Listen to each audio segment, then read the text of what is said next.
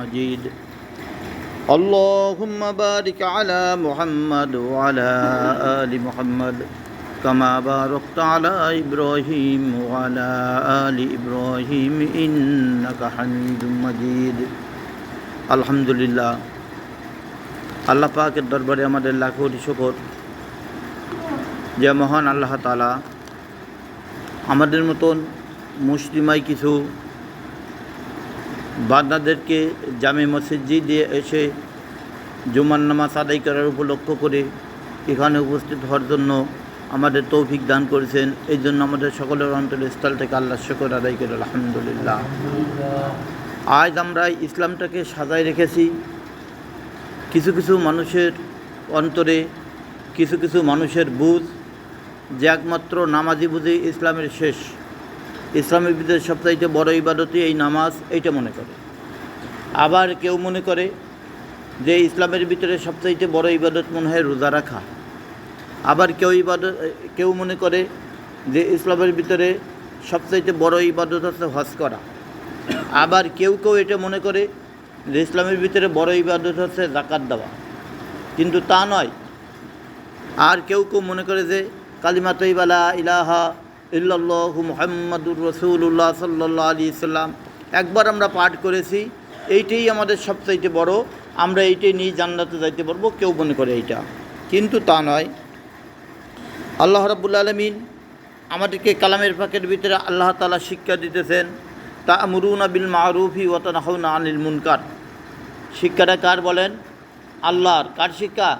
আল্লাহর শিক্ষা। আমাদের বুঝতে হবে যে তা'মুরুনা বিল মা'রুফ ওয়া তানহাউনা আনিল মুনকার, আল্লাহ আমাদেরকে শিক্ষা দিতেছে যে বান্দারা দুনিয়ার বুকে তোমরা খারাপ কাজের থেকে বিরত থাকো এবং অন্যান্য লোকদেরকেও খারাপ কাজের থেকে বিরত রাখার জন্য চেষ্টা করো।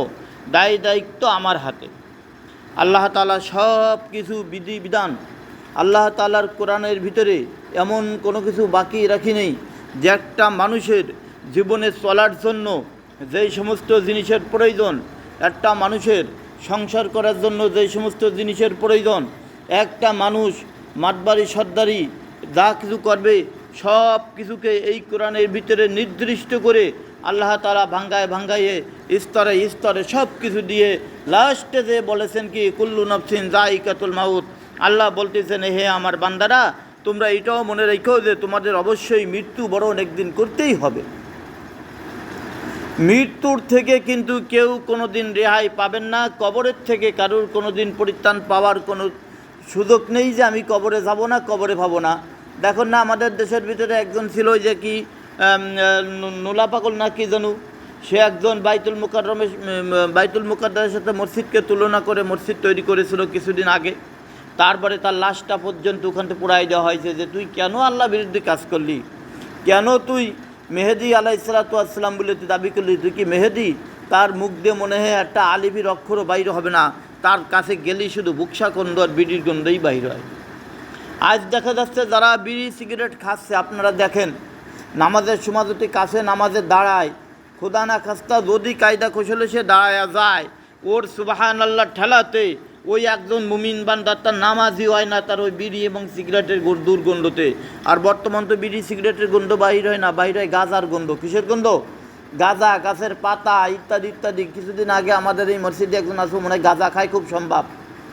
আমার কাছে সকাল রাত্রি আমার মুহিদ্দার এসে পরামর্শ করতেছে, আমি কাছে একটু মুখটা ছড়াই রাখ, তাও রাখবে না, দাঁড়ায় এসেছে আমার সাথে একটা জিনিসই পরামর্শ করতেছে, কিন্তু ওর বক্কাত করে যে গন্ধ বাহির হচ্ছে তাতে আমার পেটে অসুখ হয়েছে, আমার পাতলা পায়খানা পর্যন্ত শুরু হয়ে গেছে, আমার ওষুধ খাওয়া লাগছে। সেই পাতলা পায়খানকে থিওরিটি করে আমার মাথায় গুল্লি শুরু হয়ে গেছে। এখনও কিন্তু মাথার গুল্লিটা আমি পরিপূর্ণভাবে সুস্থ নয়, একমাত্র ওই দুর্গন্ধর কারণে। যে আল্লাহ এ কী গন্ধ, ও নিয়ে আসলো কোথায় থেকে, আসলো কোথায় থেকে, আবার মেসাক করে, কয়ে যে আমি মেসাক করি, আমি বিরাজ করি, হান করি, ত্যান করি। বিরাসের ঘষাতে কিন্তু ওই গন্ধটা যায় না, যেটা ওটা আল্লাহর নিষিদ্ধ। কার নিষিদ্ধ?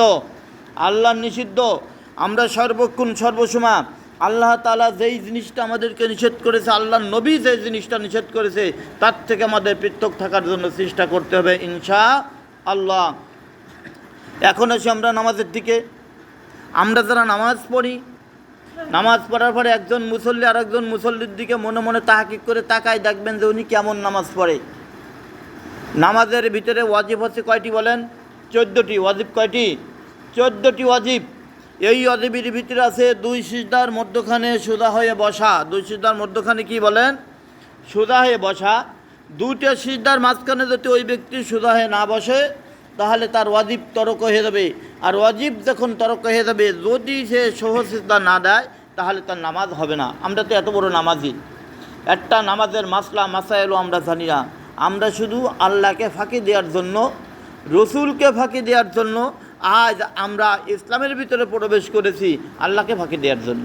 আল্লাহকে আমরা ফাঁকি দিতেছি, আল্লাহকে আমরা ভুলে যে আমরা অন্য পথে ধাবিত হইতেছি। এর থেকে আমাদের সাবধান থাকতে হবে যে আমরা মুসলমান, আমাদের হিসাব কিন্তু একদিন হবে। হিসাব তো শুধু মুসলমানদের হবে, আর যারা গায়রে মুসলমান, কাফের, মুশরিক, ইহুদি, নাসারা যারা আছে, এদের কিন্তু কোনো হিসাব হবে না। ওরা বিনা হিসাবে ফি নারি জাহান্নামা খালিদিনা ফিহা আবাদা, ওরা বিনা হিসাবে একেবারে অনন্তকালের জন্য তারা জাহান্নামে থাকবে। ওদের জন্য কোনো দোয়া করেও আমাদের কোনো লাভ নাই, তাদের জন্য দোয়া করলে আমাদের দোয়া কবুল হবে না। যার অন্তরে, যার মনের ভিতরে খটকা আসে, যতগুলো মানুষ আল্লাহ তৈরি করেছে তারা এই ধর্ম অবলম্বন করে, তারা এরকম ঢোলক বাড়ই, তারা আজকে মূর্তি পূজা করতেছে, খ্রিস্টানরা আজকে যিশু পুজো করতেছে, খ্রিস্টানরা ঈসা আলাইহিস সালামকে খোদার বেটা বলে, ইত্যাদি ইত্যাদি বলে কেন? এতটুকু মনে মনে যদি ওদেরকে গুরুত্বপূর্ণ দিয়ে যদি মনের থেকে উৎফুল্ল করে, সেও কাফের। সে ব্যক্তিও কি বলেন? কাফের। সে তওবা না করা পর্যন্ত আল্লাহ তার দোয়া কবুল করবেন। আল্লাহ কাছে তোর দোয়া কবুল করবো না, মুনাফিক, তুই আমার মসজিদে যাস কেন? তোর জন্য আমি একটু মাত্র ঢিল দিয়েছি একটা কারণে। কারণটা কি? জনাবে মুহাম্মদুর রাসূলুল্লাহ সাল্লাল্লাহু আলাইহি ওয়াসাল্লাম আল্লাহর কাছে বলে গেছিলেন যে আল্লাহ, তোমার কাছে আমার একটা দাবি। বলে কি? বলে আমি তো নবীদের ভিতরে শ্রেষ্ঠ, আখিরি নবী এবং প্রথম নবী আমি। আলাওয়ালু খলাকাল্লাহু নূরি। আল্লাহ, তুমি যদি আমার নূরকে তৈরি না করতে তাহলে তো পৃথিবীতে কোনো কিছু সৃষ্টি করতে না। আবার আমি হচ্ছে আখিরি জামানার নবী। আল্লাহ, তোমার কাছে আমার একটা দাবি থাকবে। বলে কি দাবি? যে আল্লাহ, আমার উম্মতের পরে তুমি দুনিয়ার বুকে কোনো গজব নাজল করবা না। আল্লাহ রাব্বুল আলামিন বললেন যে হ্যাঁ ঠিক আছে, আমি গজব নাজল করব না, কিন্তু ইল্লা দিয়ে বললেন কি? কিন্তু পাপ করতে করতে করতে করতে পাপের সীমারেখা যখন নাকি ছড়ায় যাবে, তখন আমি আল্লাহ তাআলা তার কাছে সামান্য একটু ঢিলা দিয়া অল্প একটু গজব আমি তারপরে নাজিল করে দেবো। সে অনুভব করতে পারবে, এলাকার মানুষ অনুভব করতে পারবে যে কোন কারণে এই বিপদটা তার আসতে পারে, কোন কারণে তার এই বিপদটা আসলো, সে এটুকু বুঝতে পারবে। তারপর আল্লাহ রাব্বুল আলামিন আবার রাসূলুল্লাহ সাল্লাল্লাহু আলাইহি সাল্লামকে বলে দিলেন, হ্যাঁ রাসূল, তুমি জেনে রেখো, দুনিয়ার বুক থেকে যারা ইয়েতিমের সঙ্গে অসৎ ব্যবহার করবে, আমি আল্লাহ তাদেরকে কখনো ছাড় দেবো না। তাদেরকে আমি দুনিয়ায় ছাড়বো না, আর আখিরাতেও তাদেরকে আমি ছাড় দিতে রাজি নাই, ছাড় দিতে পারবো না। তাজ রাসূলুল্লাহ সাল্লাল্লাহু আলাইহি সাল্লাম আল্লাহর কাছে বলে গেছিলেন, যার কারণে আল্লাহ তাআলা আজকে মুনাফিকগুলোর পরে গজব নাজল করে না। যারা মুনাফিক, এদের পরে কোনো গজব নাজল করে না। ওই মুনাফিকগুলো মসজিদে ঢুকার আগে আগুন ধরে যেত ওদের গায়ে। হযরত ঈসা আলাইহিস সালাম, হযরত মুসা আলাইহিস সালামের জামানায় হযরতে মুসা আলাইহিস সালাম যখন লম্বা জামা গায়ে দিত, এই লম্বা জামা গায়ে দেখে দেখে অন্যান্য কাফের মুশরিক যারা ছিল তারাও লম্বা জামা গায়ে দিত, একমাত্র ফিরাউন বাদে। কিরা বাদে বলেন? ফিরাউন বাদে। ফিরাউনও কিন্তু লম্বা জামা গায়ে দিত।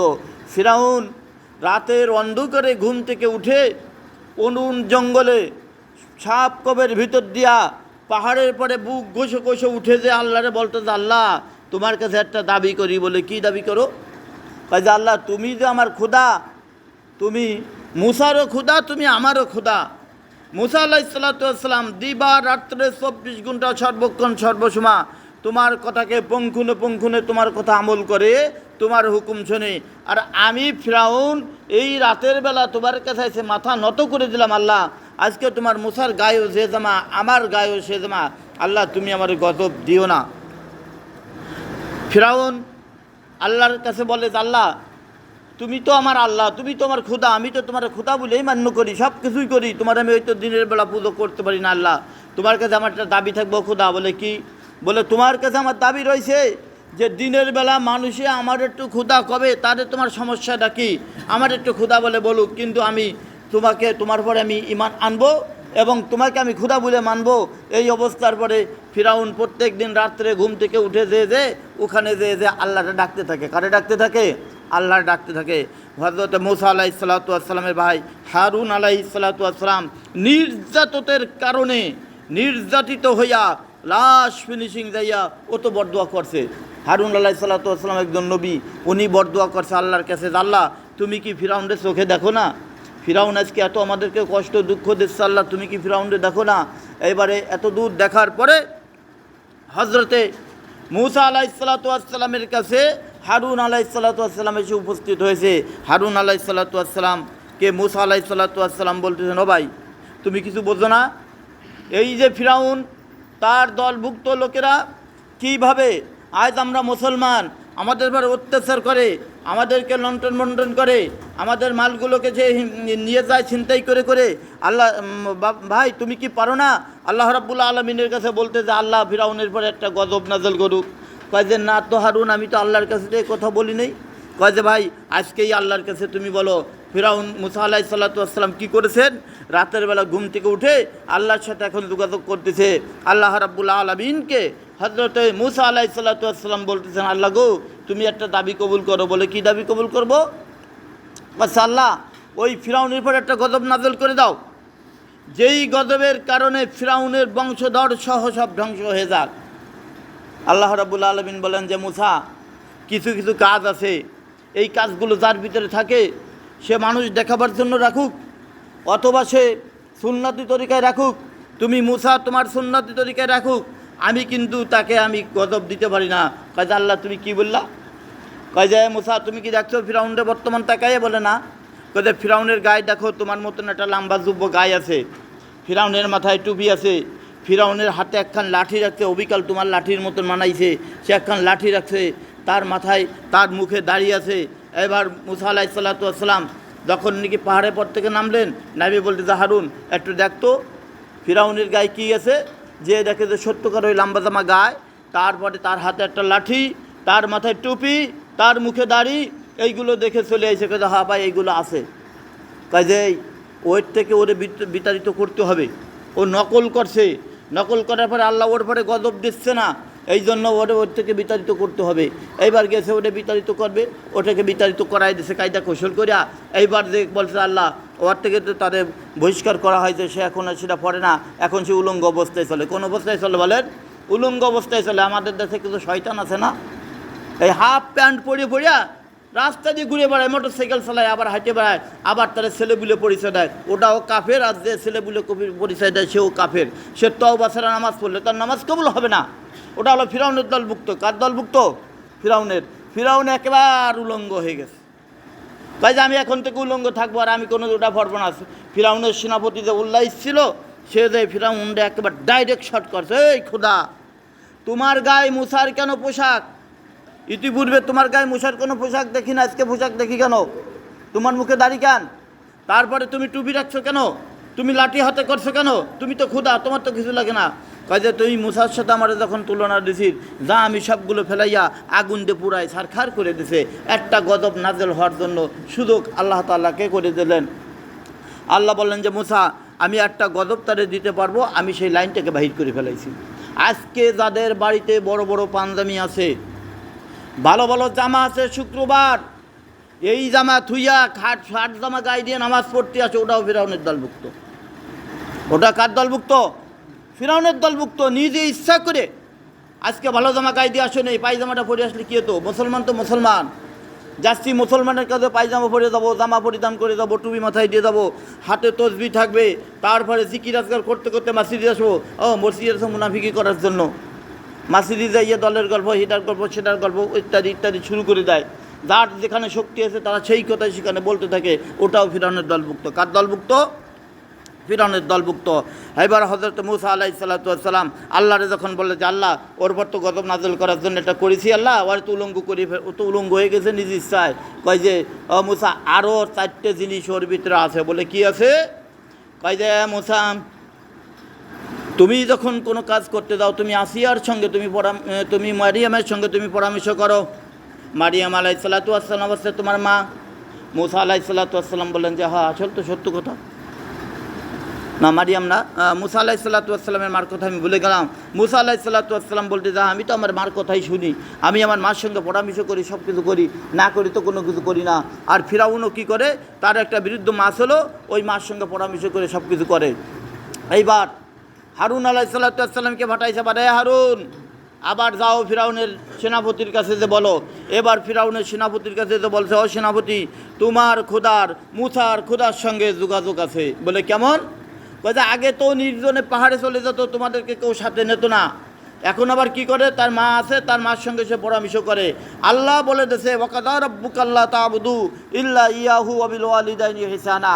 কোরআনের ভিতরে আছে, মুসা আলাইহিস সালাতু ওয়াস সালাম বলে, তাওরাত নাযিল হয়েছিল, ওর ভিতরে ছিল যে মা বাবার সঙ্গে সুন্দর ব্যবহার করো, মা বাবার সঙ্গে চলে পরামর্শ করো। তোমার খোদা কিন্তু ওই মার সাথে খুবই পরামর্শ করে, খুবই প্রশংসা করে, হ্যান করে ত্যান করে। বলে তাই আমি আমার মার সঙ্গে পরামর্শ করি, আর মুসা তার মার সাথে পরামর্শ করে। আমি যখন খোদা হয়েছি, আজকের থেকে হয়ে আমার সেনাপতি আর দলভুক্ত লোকেরা তোমরা জেনে রাখো, ও আমার মা না, ও আছে আমার বাড়ির চাকরানি। যাইয়ে সেনাপতিদেরকে ডাক দিয়ে নিয়া মার বুকের উপরে লাথি মেরে ফেলাই দিয়ে, জুতো দিয়ে পাড়াচ্ছে, আর বুট করে ফেলাই দিয়ে পাড়াচ্ছে, লাঠি হচ্ছে, আর কাছে তুই আমার মা না, তুই হলে আমার বাড়ির চাকরানি, দাস দাসী, তুই আমার ঘর থেকে বাইরে হয়ে যা। আল্লাহ কয় যে মুসা রে, এই যে 2 নম্বর হলো, আমি আর সহ্য করতে পারি না। যদি কোনো যুবক তার মা বাবার দিকে তাকায় যদি একটু নজর খারাপ দিয়ে তাকায় কথা বলে, আল্লাহর আরশ থর থর করে কাঁপতে থাকে। আল্লাহর আরশ বহনকারী 8 জন ফেরেশতা আছে। কয়জন ফেরেশতা? 8 জন ফেরেশতা। এই 8 জন ফেরেশতা কত বড়? হযরতে ইসরাফিল আলাইহিসসালাম যত বড়, তার চাইতে 70 গুণ এই 8 জন ফেরেশতা হলো বড়। বলি সুবহানাল্লাহ। ওরা ওই আরশ ধরে রাখতে পারে না। কয় যে আল্লাহ আরশ ধরে রাখতে পারি না। কী ব্যাপার, আরশ কাঁপে কেন? কয় যে আরশ কাঁপতেছে কেন জানো না? দুনিয়ার বুকে তার সন্তান তার মার পরে অত্যাচার করতেছে, বাবার পরে অত্যাচার করতেছে, বড় ভাইয়ের পরে অত্যাচার করতেছে, চাচার পর অত্যাচার করতেছে, যেটা আমি আল্লাহ সহ্য পাই না। আমার আরশ সেই জন্য কাঁপতেছে। ওদের পরে গজব নাযিল না করা পর্যন্ত আজ আল্লাহর পক্ষ থেকে, আমার পক্ষ থেকে এই আরশ কিন্তু থামবে না। ফেরেশতারা বলে যে আল্লাহ সহ্য করতে পারি না। আল্লাহ কয় যে ওরা আমলনামায় সব গুনাহ লিখে দাও। বলি নাউযুবিল্লাহ। এই জন্য আমরা যারা আছি, আমরা যেন সদ্য মার সঙ্গে ভালো ব্যবহার করতে পারি, বড় বড় উলামায়ে কেরামদের সঙ্গে যেন আমরা সম্পর্ক রাখতে পারি। আল্লাহ আমাদের সেই তৌফিক দান করুক। আমা তৌফিক